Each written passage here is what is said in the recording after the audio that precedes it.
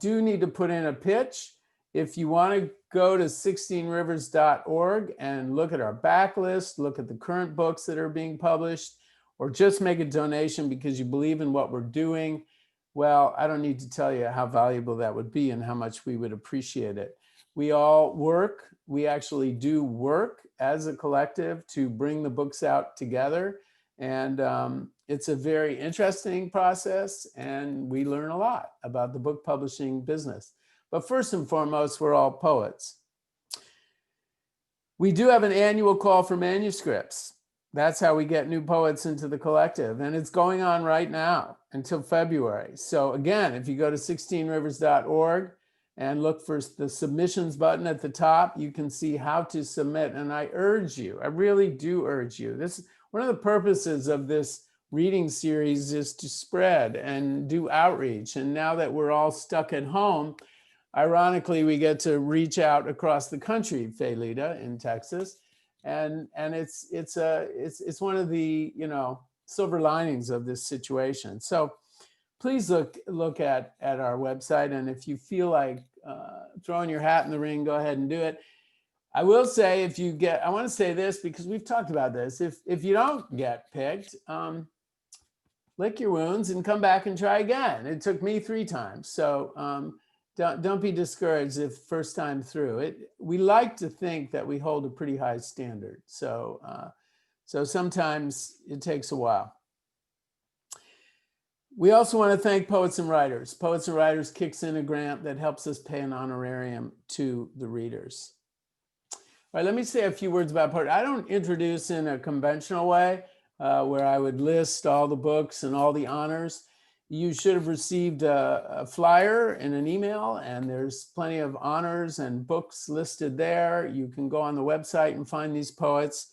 So I'd rather say something that sets the stage for them in a way that their voices can work together to give us a holistic picture of what's going on in the lives of Americans, of human beings at this moment in time. As we enter the 3rd decade of the 21st century, it's kind of wild, right? The United States are in the throes of another great push to live up to the promise of one nation, which includes, according to our most revered documents, principles of an inclusion and respect for the individual. The latter has always been a dominant theme in our culture, though respect for the individual has usually been reserved for the accomplishments of straight white men. The concept has been epitomized by stylized images of the white cowboy and the self-made millionaire. But clearly today, much more diverse manifestations of individualism are testing the surface, a kaleidoscopic expression of races and religions, political views, sexual orientations, and definitions of gender. I think it's fair to say it is the poet's job, the artist's job, to give voice to unique yet also universal truths that emanate from each person's individual experience wrestling with life in their own time, to give words to it, different words, that break the conformity that can form like thin ice around us, to push language toward freedom rather than confinement. In that context, we offer today 2 excellent poets. Faylita Hicks and James Cagney shatter the ice, each in their own way, and yet share in their expressions a focus on love and loss, city streets and certitudes. Faylita is clearly a shepherd of the tradition that comes to us from Whitman via the beats, Narazake Shange, hip hop, slam poetry, as they use their strong, sensitive, and stylistically courageous voices to howl. James tends a bit more toward narrative, with poems that carry the soul soft and low, like broad diaphanous bowls floating on a steamy southern river. Here are some brief examples of their 2 voices. Just want to give you a taste before they take the stage. from Faylita's poem,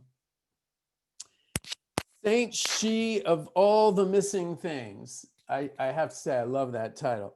Saint She of All the Missing Things, in their book, Hood Witch, published by Acre Books. These are Faylita's words. My teeth are obsidian blades. My jaw is never dull. My tongue like the dagger of Christ, culling the light from poor men's veins. And from James's poem, I Am Adopted, in his book, Black Steel Magnolias in the Hour of Chaos Theory, which was published by Nomadic Press right here in Oakland. These are James' words. Along the fault lines cracking my heart are inherited memories, like viral jingles for products they no longer make. This is language that plumbs the depths and stimulates the mind. If you want to know more about their many honors and books or the work they've done for the world, please see the flyer we sent or check them out on the web. I will give a little pivot, just a little pivot between the two, but otherwise they'll read straight through. It is my honor and my pleasure to introduce to you James Cagney and Faylita Hicks. And James will read first.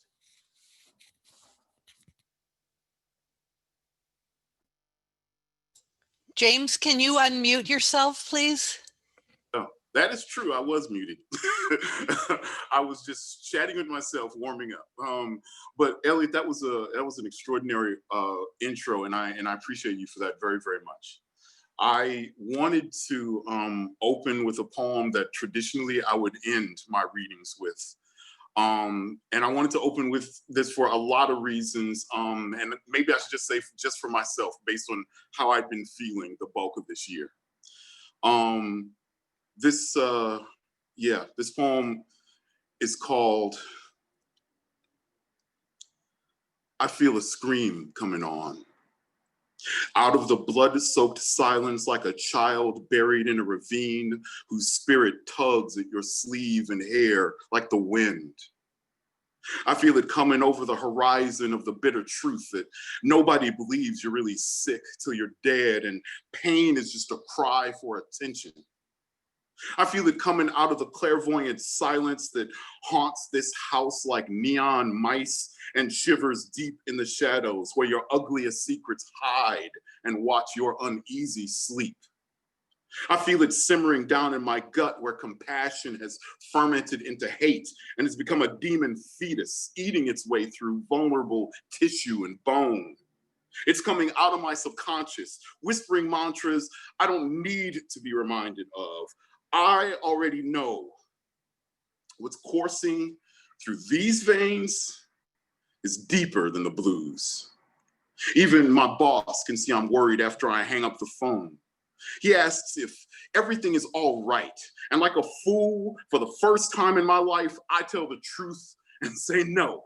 Everything is not all right and may never be. She's the one sick. But I'm the one that needs to be taken care of. While my boss rambles, I swallow shots of blood as I bite down on my tongue. Meanwhile, he paces and preaches. His words fall from his mouth in stones and roll to my anxious feet. He says, things change. This too shall pass. Nothing stays fixed forever. He says, maybe you ought to pray. I don't believe in God, he says, but I believe in being quiet. I believe in love and peace. And meanwhile, I'm thinking, fuck this existential, theological, psychobabble, masturbatory, 60s hippie, yuppie, motivational, infomercial bullshit. Peace is what you get when you ask for pie or for ass. And even then, you only get what you pay for. I don't need quotes from the Bible or an advice column. I need a bar fight.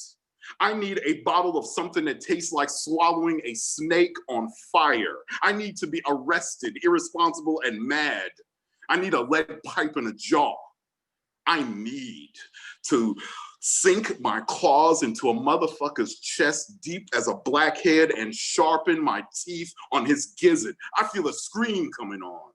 I'm looking for somebody to mug me, to say, give me all you got. So at first, I can pretend to rifle through my pockets for bones or lozenges of blood.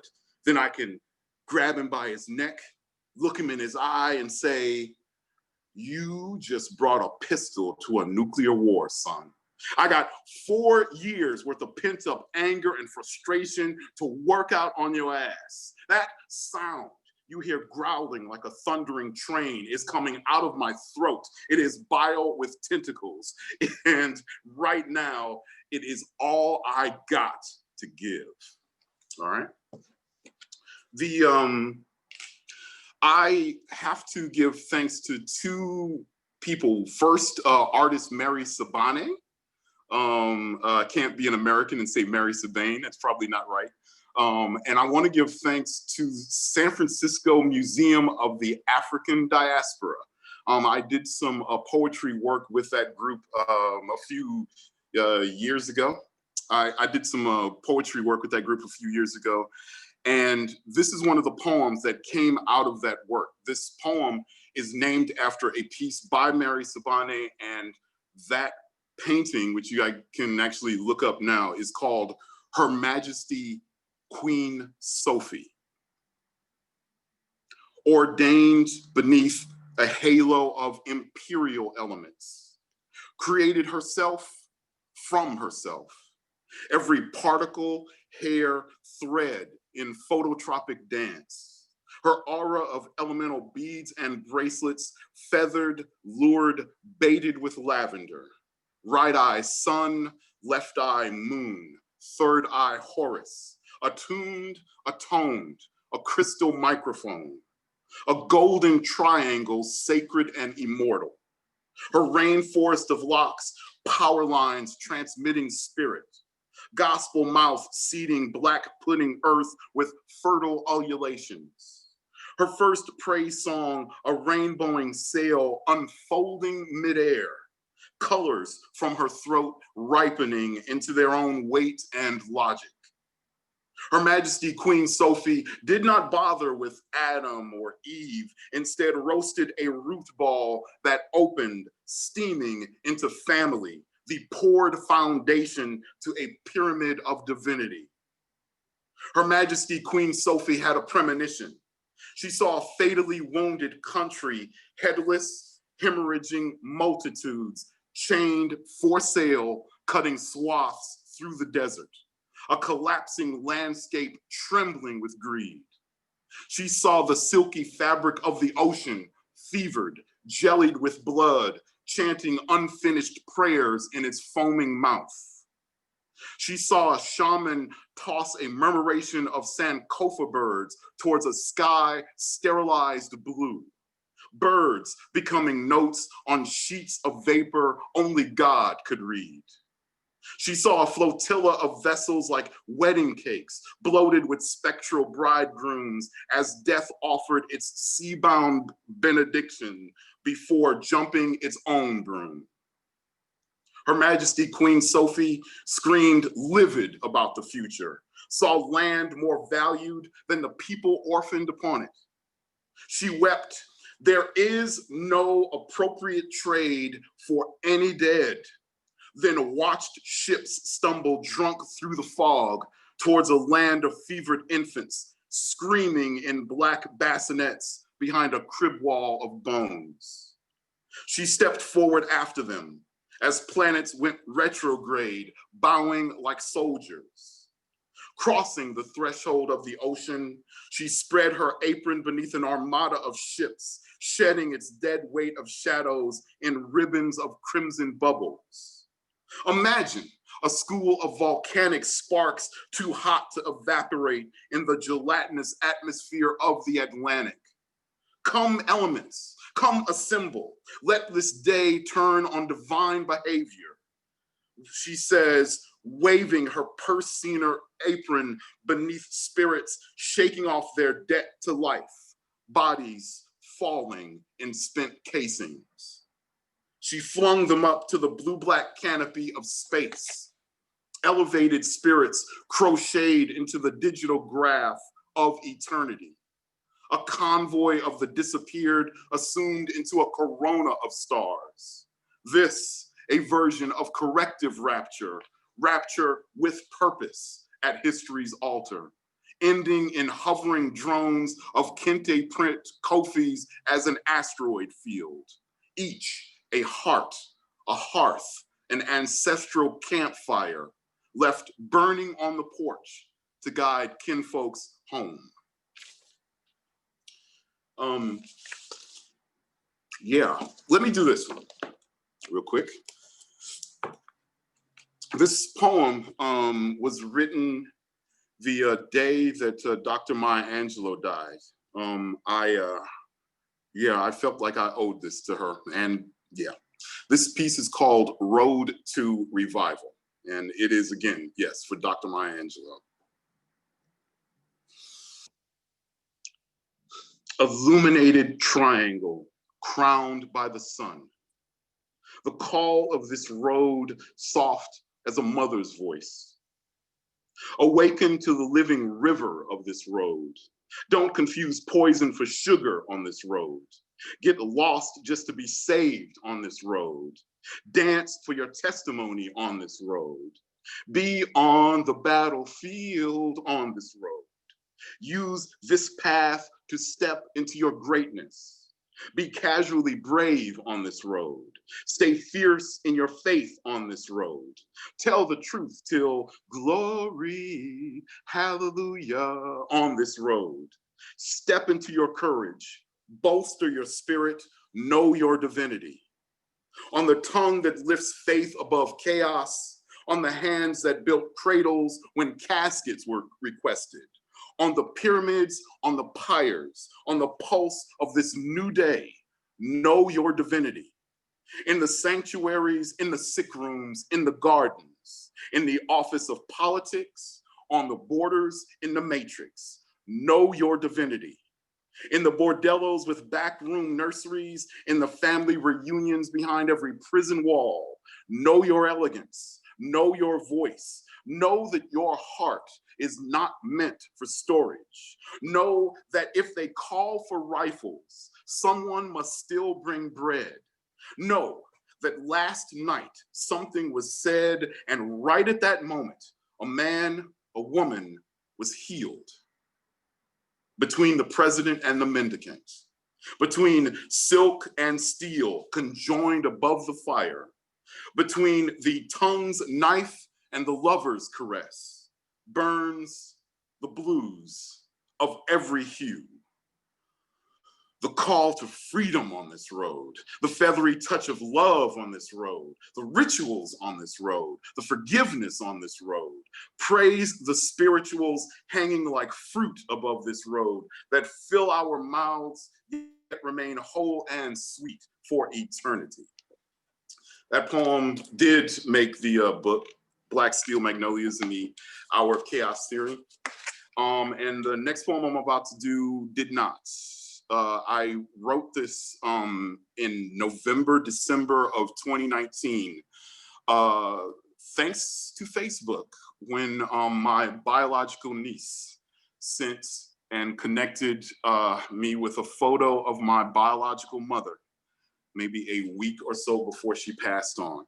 The poem is titled 88 because of the number of miles that had been sitting between me and her in that photograph. But there were many, many more miles than just that. This is called 88. There are 88 miles between us, rocked, raw, and dead-ended. 88 miles of asphalt poured gumbo hot. Meteorite roadkill ignites into white phosphorus solar flares, blurring what's left of Route 66. 88 hospice beds grow wild in a Fibonacci bouquet along Burma Shave highways. 88 gray wolves hopscotch the distance while the dawn's sun branches the horizon like a plum. A squadron of 88 blood moons hover the interstate above a keyboard of crows pitching eggs like grenades. 88 days have passed without incident involving unwanted riverbank babies begging for bottles in the blackberry bushes. No matter how many flower beds I crawl into, they're not as warm as the grave of your final embrace. 88 bayous boil down to banks of saltpeter, bringing whole brotherless armies to their knees in service to Schain. 88 deltas bubbling crawfish the color of devotion roses, born again crustaceans pinching hallelujahs from the air. I am one of 88 men staring at a photograph of someone dying or dead. The person in the photo resembles a melting sculpture, its mouth loose as a child's shoestring, the yolk leaking from their eyes. I've been here before, standing bedside, awaiting the drop. Unsure of what to pray for, I keep clearing my throat. We are not touching. My hands don't know you, so they hang from my arms like sleeping bats, while death dings off the elevator, holding 88 sunflowers, dripping crinkled leaves. I am squinting into focus, a memory that blurred into strangers. Perhaps I should hurry my apology, but where was I going with it? This makes 88 times I've thought all scotch was consecrated, while 88 tongues await the unleavened forgiveness of the body. I smoked 88 blunts at the double-locked door of a no-vacancy church where God keeps their eyes bashfully shut. I spent 88 Septembers in solitary casinos, pulling slot machines until one pays out an infant coughing up its own skeleton. 88 days have passed, and I stay climbing the mountainside, wishing I were a sun you found worthy enough to see rise. This next thing I wrote a few months ago after watching Homeboy stand in front of a church holding a Bible. And this piece then is called Flames of Genesis. Every night I am murdered in my sleep, only to awaken radiant and naked beneath dawn's monsoon of blood. This white Genesis occupied by the proudly illiterate after labeling the tree of knowledge a controlled substance. Every night, the bushes open its jaws of switches and my shift begins anew. My job in this garden of perennial thistles where I'm forced to sharecrop, name the bite style of each animal rushing from the double-gated house above me. Describe the complex flavors in poisoned saliva, pepper, citrus, rust. Tag ivory monuments in bubble lettering, new words for being spat out and eaten again. Determine the fine tasting notes between mauling for recreation or slaughter triggered by fear. I am made in the image of illegally moving targets. My ribs open nightly, blossom of beef mushrooms, its aroma singing to the sky. Night opens its drooling jaws in praise of me. I'm gonna finish in 4 minutes, I think. This is 2 more poems really quick. And this is for the ancestors. This also is relatively new, and this piece is called Inheritance. I am the dustpan on kitchen floors of 7 great-grandmothers, My macrame DNA chain, a potpourri of cornbread crumbs and goose feathers, swept out one back door, whipped through another. I am the tongue of last Sunday's soloist, still in vibrato. My horoscope, a circular arc of lives repeating through me. My father spit me out between tipperillos. I am the yolk of certain truths he was unable to swallow. But his, all his, lit and slid from the end of the bar. It is not me, but the ghosts moving through me needs to kick the walls, throw the porcelain. The revival drums its snake-throwing Pentecost. There are rituals of ripple, purification through gunsmoke, and a few words said over a pool table ignited with whiskey. If you catch me hollering on the lawn to an earth erupting hurt, know that it isn't me who screams, but the foaming gumbo pot of men and women simmering through time. All my shit-talking uncles, onshore leave, poured out, set on fire, hung like an ornament for making too many books in spades. And last but not least, this is for my uncle, Eiley Jordan. And this poem is called House of Slams and Hollers, because I've been thinking, what exactly is the neighborhood where the crossroads allegedly are located? This is my thought on that. Who occupies the storefront houses at the crossroads? Shotgun houses like abandoned churches. One house slouched behind the musty aroma of trees. Windowsill radio chatters like a bird on caffeine. The living room smells swampy with ashes and bottle caps. Kitchen of vintage graveyard shift coffee, boiled viceroys, cicadas with exoskeletons of brandy, and chickens chained in the backyard. Night turns over, haunted with moths. Air cooled with shuffled decks and howling hounds missing hell.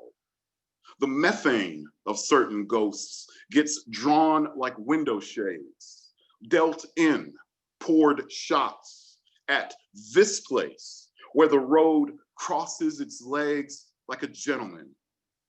Here lies the uncharted territories of some blues, stigmata blues, razor blade blues, blues for lips just out of reach, blues screaming blouses of plaster down bedroom walls, choirs of apocalypse blues ignite the red wicks of their tongues, sing harmony to calm Bluegill River for Saturday's baptism in hot lead. Dawn rises with fire on its mind, takes off its top hat. Names smile from his mouth in comets, false crosses. Anything not already on the ground, holding on, praying, done grabbed a guitar, a shotgun, and ran. I thank you guys very, very much. Wow. I think I speak for everybody. I assume you can hear me. That was amazing. And I just want to say, if I ever introduce you again, I got a few more things to say. I'll take that deal. Sounds good. So thank you so much. That was so powerful and so moving. Faylita, you ready? I don't see you on my screen, but I hope you're there. You ready to take the baton? We're passing it to you. All right. Wow. Thank you, James, for sharing what you shared. And you made me change my my decision on some poems. Yeah, I'm just gonna go ahead and jump into the first poem. The birth mother's red bath for courage. With spoiled milk seeping from its many small brown mouths, my body twitched loose, the dead skin snaked around it. Dripped bruins in the doorway, heaved bullet after bullet into the tub and did not die.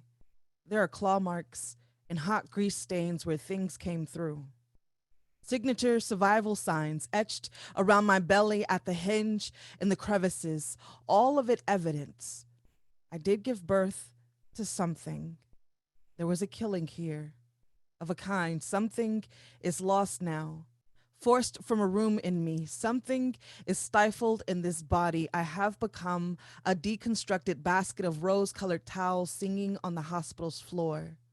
Some nights, I think this body must still be calling out to the child that tore through it, or trying to forgive itself, forgiving itself over to the strange and inconvenient truth that not all mothers are mothers. Some mothers are war, an enemy of their own desires. Some mothers are graveyards, a field of want, buried beneath other fields of want. Some nights, I think this body must still be praying to a God that has long since slithered away. So that is from the first section of the book.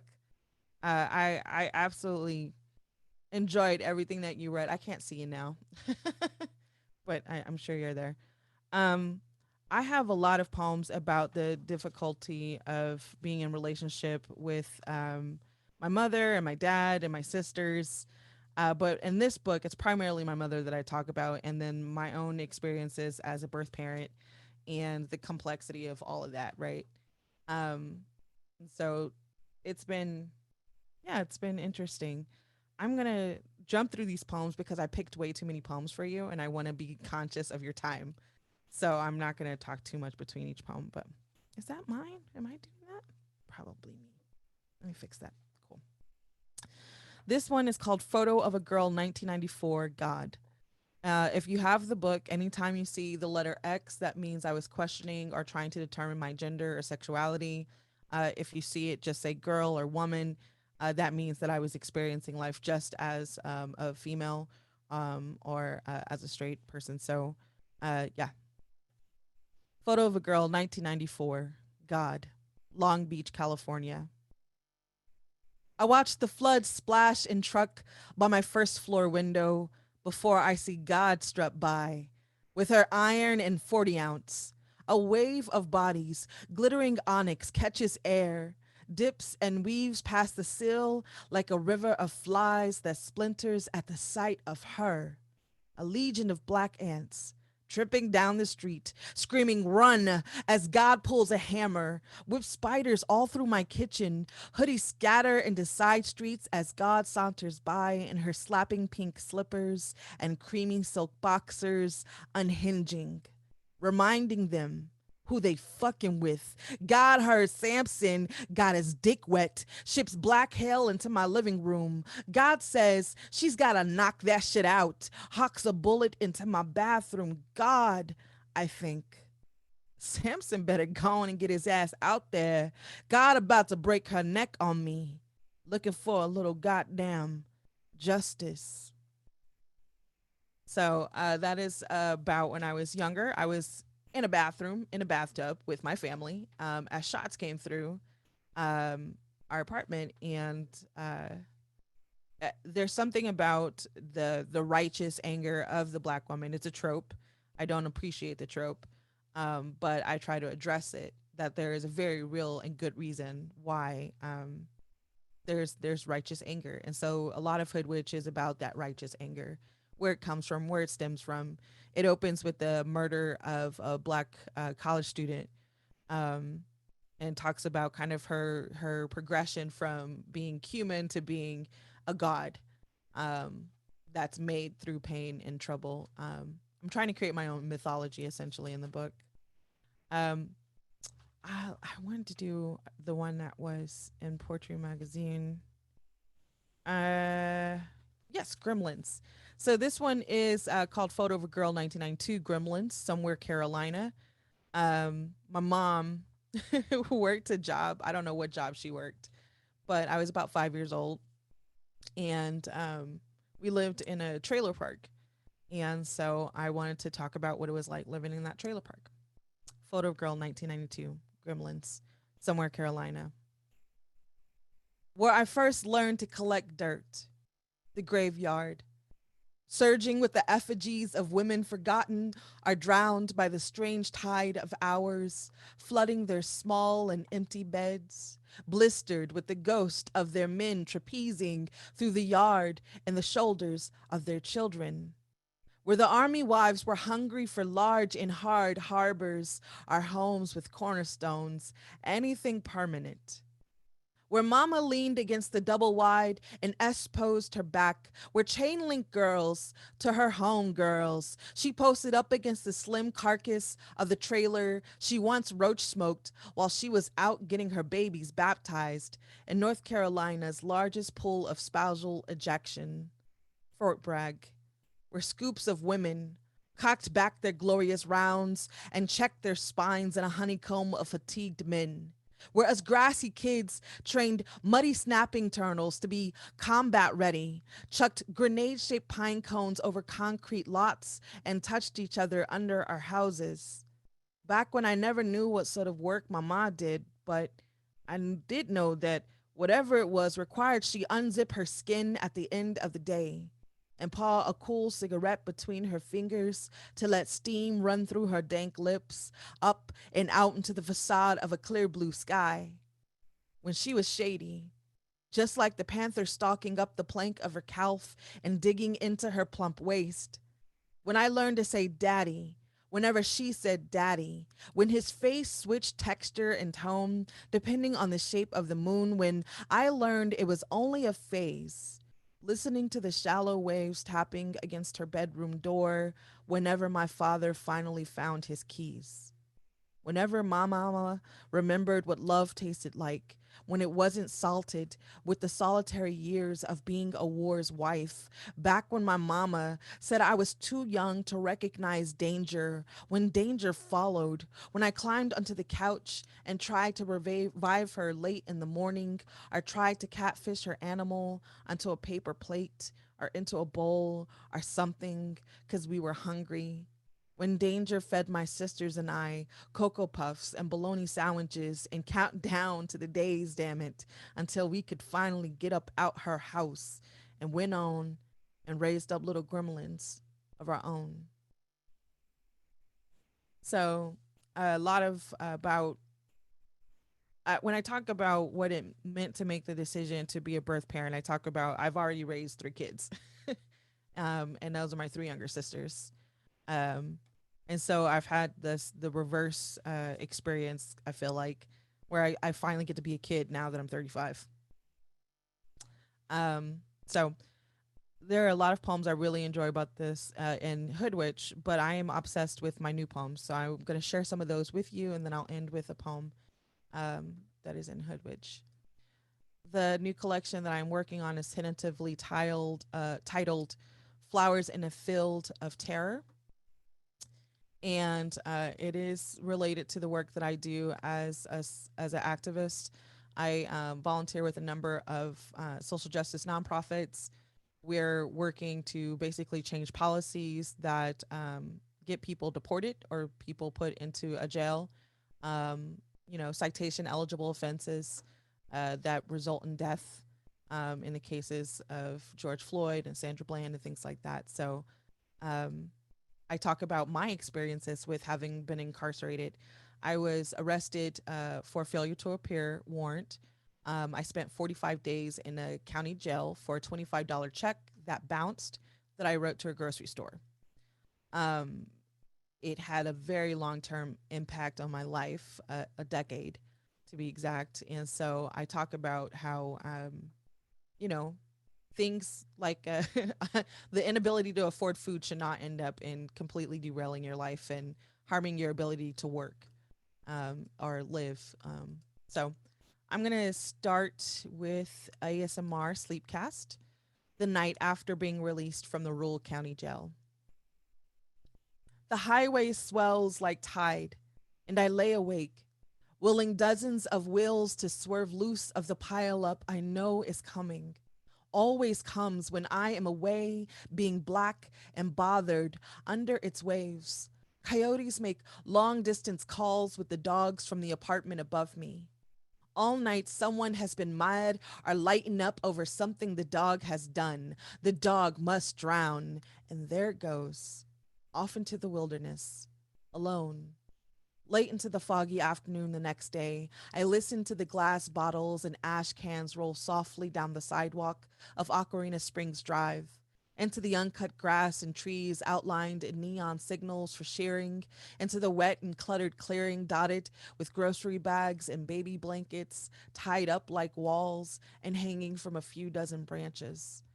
I wonder about the aesthetic origins of these low rent luxury views. From my bed on the floor by the window, I can hear condoms pulled from paper clips being unwrapped under restaurant tables, the twist and spit of a Tampico sweating, the constant pulse of a siren circling my building, hungry, a thick headed gavel trying to snap into place the cellophane, the dog, and someone's wheels. In the dirty, where I'm from, the gavel is a tonic that never works for anyone.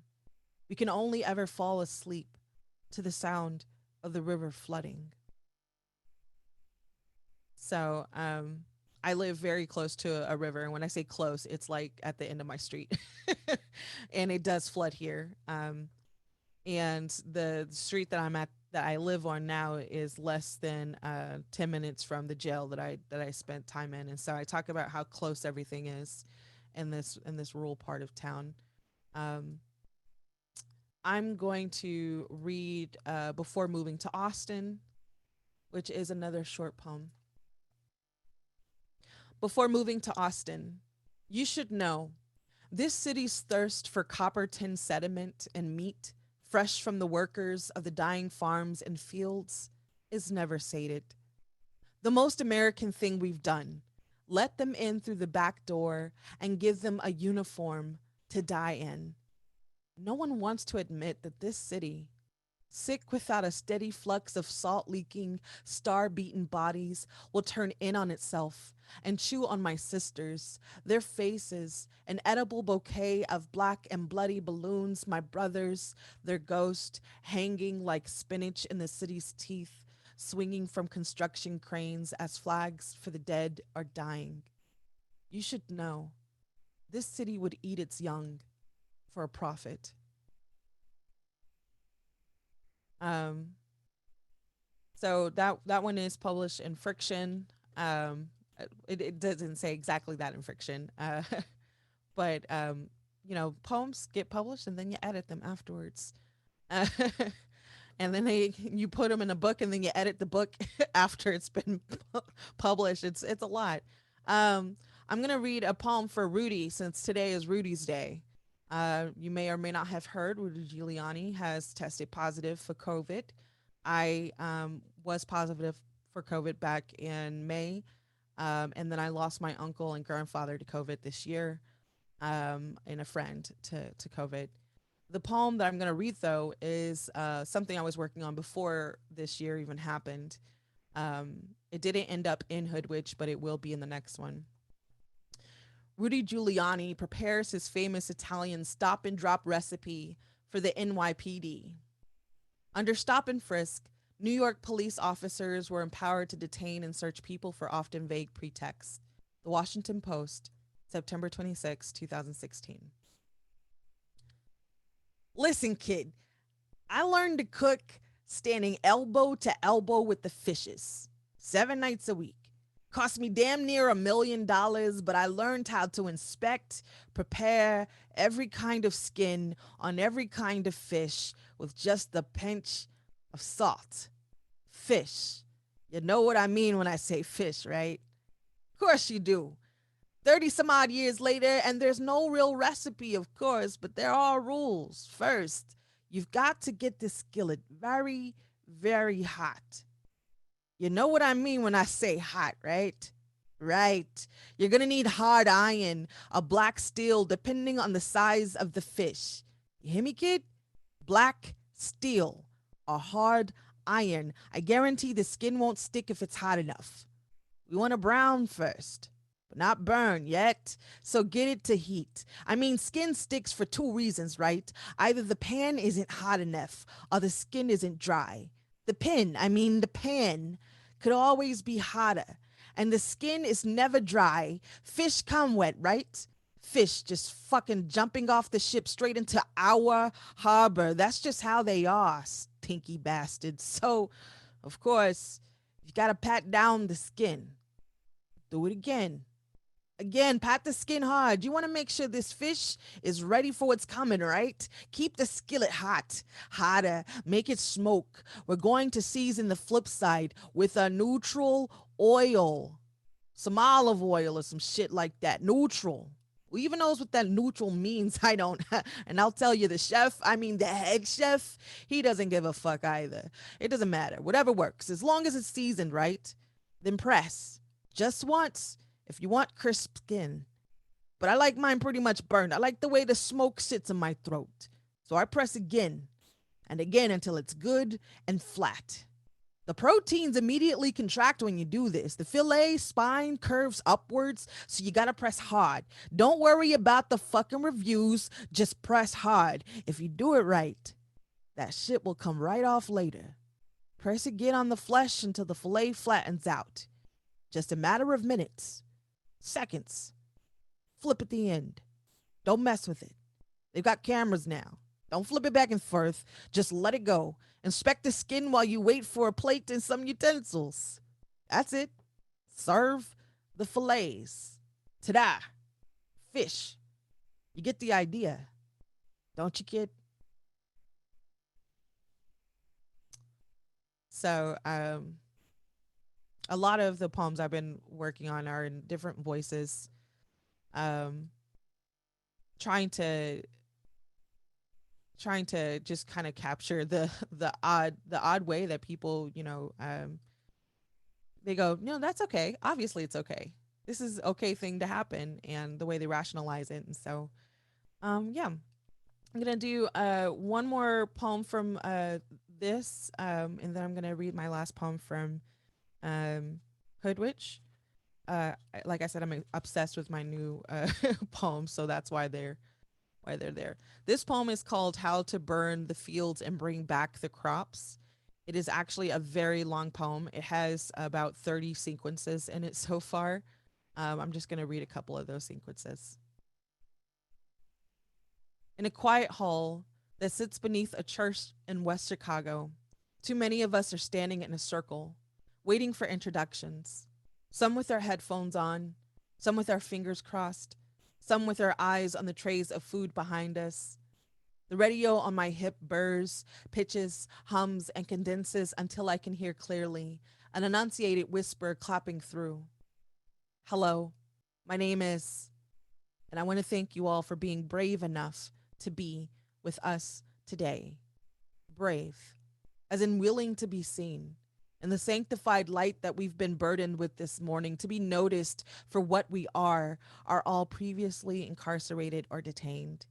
We hope that you'll share, but if not, the walls start to sway, or the people have been swaying, or the room is turning counterclockwise, and we are all back in our cages, smaller versions of ourselves, all of us having fed our ghost fresh fruit and pen.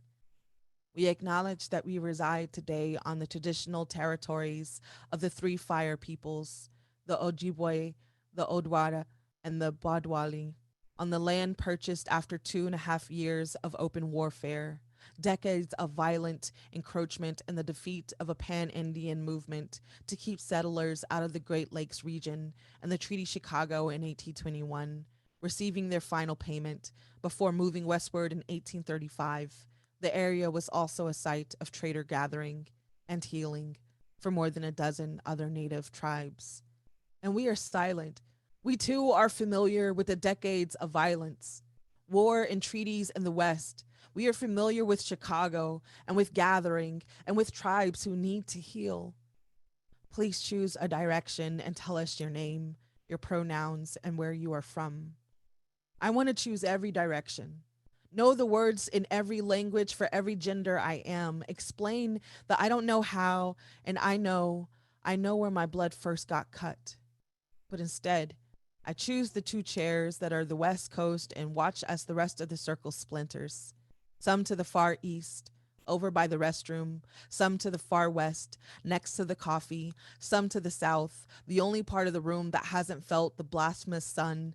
Hi, the interpreter whispers. My name is.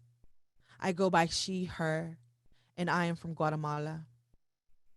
She is a savant of transitions, having come across two Americas twice. She says the first time she came alone. When they put me in the detention center, they didn't know which one to put me in. I told them I was a woman, but they put me alone. They said it was for my safety, but I was alone for months. The second time, they put me with the men, and it was horrible.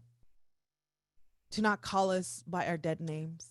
My sister yells to the border patrol agent, her mouth falling open, overrun with the smoke of lavender, a woman still wearing her sex long and large between her legs. She is underloved, but alive. She exists. Una mujer con pine, una belleza perdida, another born running loose in the Chihuahuan desert. And her name is a mirror of names, flooding the digital prayers I receive hourly via inbox and email from the activist named Susana says, La violencia, el feminicidio, me siguen sin calzarse dentro y fuera de waters. Este humo sabe a frábrica. Ven acá, mijas, nos vamos por la mañana. The violence, the murdered women, they follow me without getting tired, in and out of waters. The smoke tastes like a factory. Come, girls, we're leaving in the morning. It has only been 7 days since she sent me the message. Pero where she exists now, no sé. And so that's the first one. It's just really long, so I'm not going to go into the second one, but that's the first sequence. And what I have to say about that is there are a lot of people who are doing this really hard work, but I think that poets have a job to do, as was mentioned by Eliot. I said Eliot, Eliot and James both. That the first poem, I feel a scream coming on, very much. How I feel, and I want to thank you guys again for sharing space with me and allowing me to be here with you. And this is my last poem that I'm going to share for today. And it's in honor of all of the people, all of the Black women specifically, trans and cis, all of the Black women who are making it possible for some of us to dream. Photo of X, 2007, Hood Witches, somewhere, somewhere. Hashtag hallelujah to the Hood Witches. To the shellac clapbacks and neck roll snaps of sisters who snatch tracks and dodge ditches. Hashtag blessed be to they two small kitchens. Blessed be they Dollar Tree gumbo. Blessed be they cooks and hot Cheetos. May the God smile down and rain money on some of us. Bitches, hashtag I'm different. Descended from the truth eaters. I swallowed Sarah Sahadi Bartman. She buried herself in the slips of my hips, and now she lives in all the mirrors of my apartment. Now she pats me on the belly and begs for me to feed her. So I searched me out some rude boys, those thick two-headed oxmen. Cooked me up some fine soup, roast sweet potatoes on parchment. Then I sucks me down them oxtails, girl. I cost them. Hashtag hallelujah to the Hood Witches. To the snapbacks and double daps of queens gone pedestrian. Hashtag blessed be to their children's children. May the God smile down and watch over the Black naps and snatched backs of Black women dragged into the system. I'm so sorry. Oh. Of Black women dragged into the system. Of Black women survived outside the system. Black women survived despite the system. Hashtag ashe, ashe to my Black girls gone missing. To my sisters gone missing. To our daughters and granddaughters. To our mamas and grandmamas. Hashtag ashe, ashe to the crowned and uncrowned. To those above and below ground.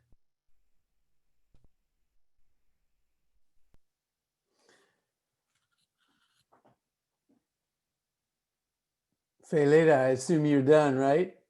That was Whoa. wonderful. Thank you so much for taking us so many places with such heartfelt awareness. Really great, the two of you. We're going to open it up, and other people can say, you know, it doesn't just have to be me. That was an incredibly moving reading, and we're so grateful you joined us. And don't be strangers. We all have computers now. We can stay connected. So remember, we're here. We hope you stay part of our family. That's what I have to say. Let's unmute Terry or Stella or Camille. Who knows how to unmute everybody? Stella can't do that because she's on the road. But Okay. Terry? Well, you know, I think you can unmute yourself Yeah. now. Our sec- So if we go to gallery view, this would be my suggestion. Go to gallery view, and then we can all be together. Well, some of us we can't see, but some of us we can. So if anybody wants to add any comments about a particular poem or say anything, it can get a little chaotic, but let's try. I'll just jump in because I'm so blown away by this reading and so energized by the music in your work, Faylita. I mean, it's just incredible, that last poem that you read from your book. And I would like you to, if you could tell us your publisher, so that people here can buy your book if they don't have access to the bio. Absolutely. Yeah. The book is being sold by Acre Books, which is distributed by the Chicago Distribution Center. Mhm. I also am encouraging people to go to bookshop.org, which helps to support independent bookstores. So either one of those are great. Mhm. You can find it in the third place as a as a ebook, but I encourage you to get it from Acre Books or bookshop.org. Thank you so much. Thank you, both of you, so much. Absolutely. Thank you. And James, what about your book? Where can we buy it? Online at nomadicpress.org, and it's on location in some places, and probably through a bookshop as well. Okay. You can probably still get it. Thank you. I'll just add, I got both those books. I think I got James's book through Small Press Distribute. No, I take that back. I ordered it directly from Nomadic, but Faylita's I got Powell's, I think, is who found it for me and sent it to me. Yeah, I went through a bookstore here in San Francisco, and they were easily able to find it. And I should get it like by tomorrow or Tuesday. Faylita's book. My stock is really super low. Yeah, it is, and But it's worth it. I'm excited to read your work. Have you worked with the Poetry Slam team in that general area? Yes, to say kind It's your style of, of to reading. be honest. Thank you, because technically I started just before that, and allegedly I was supposed to be on Oakland's first slam team, but at that very year I was becoming homeless, and I was kind of scared to just sort of like go out of state and just not really have any place I was ever going to come back to. I needed to get myself straight, and I went to go live, I guess, then with my birth mother. So technically, I watched a lot of people and supported the Poetry Slam scene, but it was never a scene that really, really drew me. And I respect all the people that did it, but it wasn't a thing that I ended up doing. I soaked up a lot of game. So. You have too. I was looking at your resume. You have like a gigantic resume of stuff and the slam stuff that you've gone through. Yeah, I started in slam because I wanted to be an actress and I couldn't get on stage because I live in rural Texas, and the directors were like, "We're only going to do race-specific plays. So like if you're not that, you can't try out for it." And there wasn't going to be a space for me at all in the next 2 years. And so I was like, well, then I'll just write my own monologues. which is how you end up with a poem like Rudy Giuliani. Right up, right up. How did slam come to you? Did you have to go to, I guess, like, what was that, Austin? I was in Austin at that time. So like I had an internship my first year out of high school, and I was introduced to spoken word that way. It was at a bar called Egos. And so Okay. I was snuck into the bar from the age of 17 until 21 so that I could read poems on a mic every week. I would have to go and stand outside the bar and wait for my adult person to come over and be like, my child would like to come into the bar with me. And no, they won't drink. They just want to get on stage with this poem. So I was lucky. Good. That's awesome.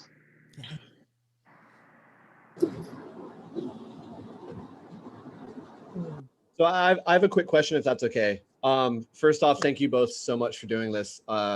Being in isolation in San Francisco, this has really, brought humanity into my apartment. So I appreciate that very much. So both of you write in a very intimate style, and that's something that I respect and appreciate. Now that we're going on, 10, 11 months in isolation, how do you guys cultivate and sort of continue that emotional connection to your readers when we're all so physically far apart? I got lucky. I got a fellowship with the Right of Return, which is for previously incarcerated people, to work on a project that I've pitched to them about, a book and a memoir and things like that. And so I got this incredible system, which makes sure that I can hear you and be heard, which was great because at first I felt like I was yelling at the computer. And I know that's like a weird technical thing, but it definitely makes me feel like I'm in a legit space with people because I can hear you and you can hear me and everything's good. I'm also, you can't see my desk at all, but you see just these few books. My whole entire desk is covered in books. And so they're my audience. I just talk to the books. Right up. It's on both sides of my computer. Yeah, in a way, my, I guess, process hasn't really changed a lot, except that I like working in public. I like going to, cafes and stuff like that to sort of like work and to kind of absorb just being around people, which I miss desperately. But I feel like I've always written emotionally and always written very, very personally. Somehow it's like I to some extent I was using the page as a therapist in a lot of respect. That has never ever changed for me. But having to sort of like work in isolation is a bit of a change and took some getting used to. Yeah, you said cafes, and I remember the last day that I went to a cafe was definitely sometime in April. Wow, yeah. I haven't been anywhere. But It's funny. I was still running late.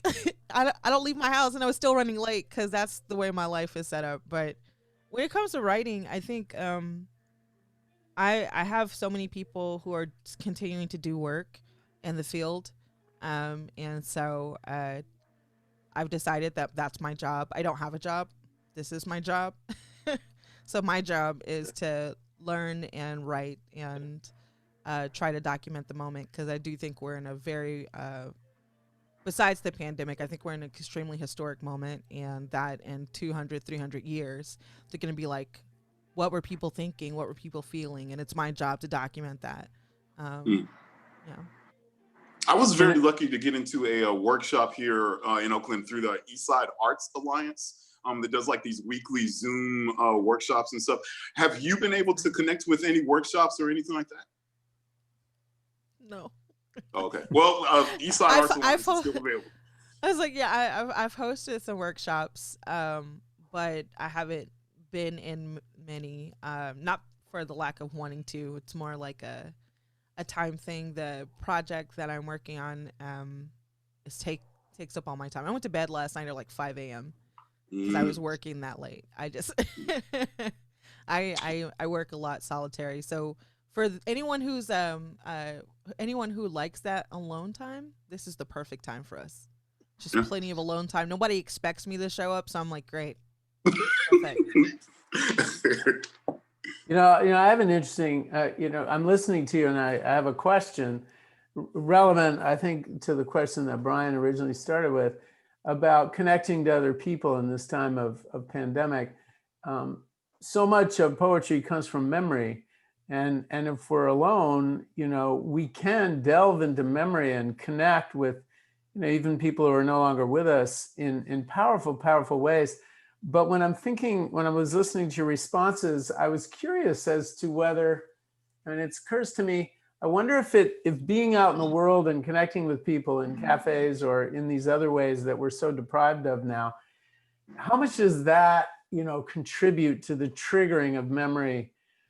Or how much can we stay connected to people in the past if we're completely solitary? I mean, it's kind of a bizarre thing to think about, but I've never thought about it before. Yeah. But now that we're so alone, it is interesting to wonder whether being out with people is necessary to connect deeply with our own memories of people in our past. I don't know if you have anything to say about that. I kind of feel like movies and books have low-key been preparing us for this moment. I feel like there are a lot of examples of what solitary living might look like and how we might work within that space. So I feel like at the underconscious of America was kind of prepared. As far as writing, James said something about Maya Angelou, and immediately my brain went to the first time that I met Maya, and I was just a starstruck student staring up at Maya, and I had to write the note real quick. I was like, yeah, that time that I met Maya, it's only one time. Same thing with Nikki Giovanni. The first time I met Nikki Giovanni, I was a super Christian church person, and I told Nikki at the age of 15 that I was going to pray for her soul after listening to her read poems, and she goes, Wow. ha, ha, ha, ha, call me when you're older. And so I've never called her or seen her since then. I only saw her once when I was a kid, and I told her I was going to pray for her soul. So there are all kinds of things. I think it's, as long as we're having authentic conversations in spaces like this, I still get what I need sometimes. I do miss campfires and talking to people at the bar. I love the bar. But yeah. Agreed. During this process, I delved even deeper into memory and sort of got visited by things that I'd forgotten. The poem that I read about my uncle, I think I met him maybe twice in my life. And the second time had to have been like 1980 or 1981 or something like that. He was gone from me until like randomly. And then this beautiful thing just emerged with me thinking about him. Full stop. The other half of my answer is I was introduced to the phrase, what is that? Forest bath. The idea of walking through nature and having that sort of like be like a spiritual cleanser for you. And it feels like I feel the exact same way about people, about human beings. I feel like part of my desire to force myself to get up Sunday mornings and go to a cafe to work was to sort of be in that electrical bath of of people, because it is so easy for me and was so easy for me to sort of like isolate and be alone and just do my little writing and let that be that. And it turned out that it was a good benefit for me to be around people while I was working as well. Because they were like an electrical charge for me. They that presence and that activity helped me somehow. Good question. If I can speak, James, you and I have been in writing groups together, and Cassandra's writing group is back Monday. Okay. I'm in 3 or 4 different writing groups, and I've met people now that I have never met in flesh, but who have shared the most deep and intimate things with me. And it is deeply, this is the reality. We got to listen to Faylita, who I would probably never get to hear otherwise, because you're here in my living room. And when you talk, you're talking to me, and it's moving. It's powerful. My family's in California. There was a tour. I never got to tour the book ever. But the plan was to be in California this year. So I might have eventually showed up over there. but you know, life happening the way it does. I was planning on coming. I have family in LA and family in I was going to say San Bernardino, and that's absolutely incorrect. Where does she live? San Marcos, California. Wow. Yeah, so I have people over there. I just haven't been there in a while. Cool. This is a way for us to connect, though. Yeah.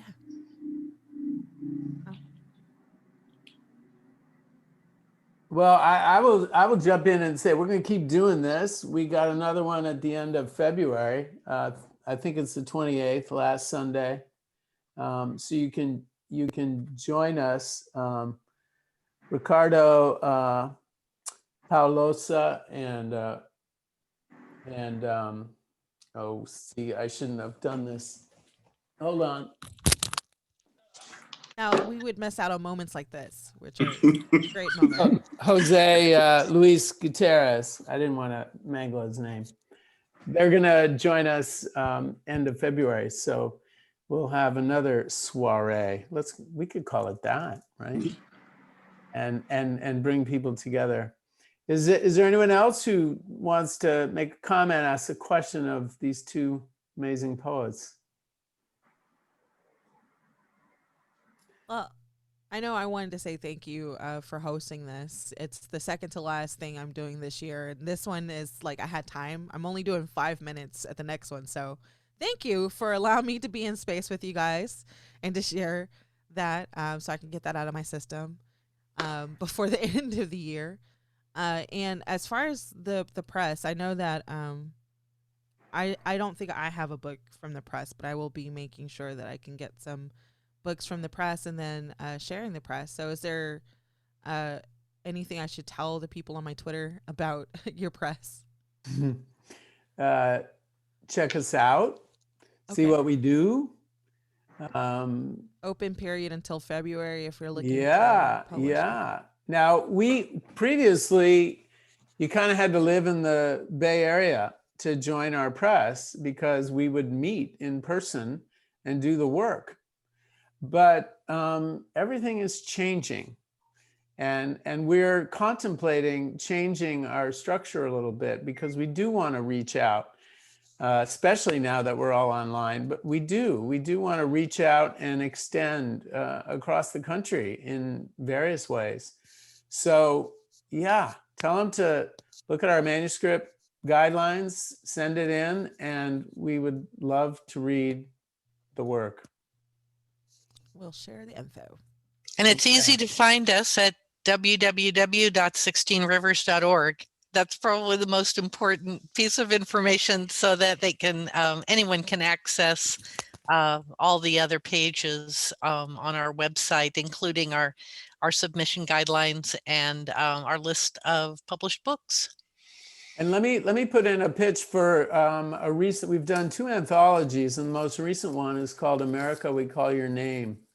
And it's a anthology devoted to voices in opposition to the political currents that drive probably most of us on this screen crazy.